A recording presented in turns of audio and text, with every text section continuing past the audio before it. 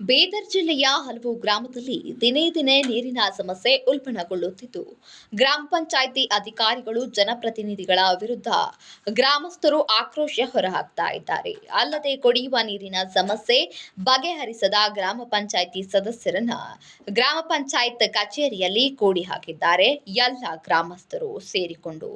ಇನ್ನು ಯಲಕೂರು ಗ್ರಾಮ ಪಂಚಾಯಿತಿ ಉಪಾಧ್ಯಕ್ಷ ಸದಸ್ಯರನ್ನ ಸೇರಿದಂತೆ ಹಲವರನ್ನ ಕೋಣೆಯೊಂದರಲ್ಲಿ ಕೂಡಿ ಹಾಕಿ ಆಕ್ರೋಶವನ್ನ ಹೊರಹಾಕಿದ್ದಾರೆ ಗ್ರಾಮಸ್ಥರು. ಗ್ರಾಮ ಪಂಚಾಯಿತಿ ಕಚೇರಿಗೆ ಖಾಲಿ ಕೊಡಗಳನ್ನ ಹಿಡಿದು ಬಂದು ಮಹಿಳೆಯರು ಗ್ರಾಮದಲ್ಲಿ ವಾರಕ್ಕೊಮ್ಮೆಯೇ ಕುಡಿಯುವ ನೀರು ಸಿಗುತ್ತಿಲ್ಲ, ನೀರಿನ ಸಮಸ್ಯೆ ಬಗೆಹರಿಸಲು ಸದಸ್ಯರು ಕಾಳಜಿ ವಹಿಸುತ್ತಿಲ್ಲ ಎಂದು ಹಿಗ್ಗಾಮುಗ್ಗ ತರಾಟೆ ತೆಗೆದುಕೊಂಡು ಈ ವೇಳೆ ಒಂದು ವಾರದ ಒಳಗೆ ನೀರಿನ ಸಮಸ್ಯೆ ಪರಿಹರಿಸುವುದಾಗಿ ಅಧಿಕಾರಿಗಳು ಭರವಸೆಯನ್ನ ನೀಡಿ ಪರಿಸ್ಥಿತಿಯನ್ನ ತಿಳಿಗೊಳಿಸಿದ್ದಾರೆ.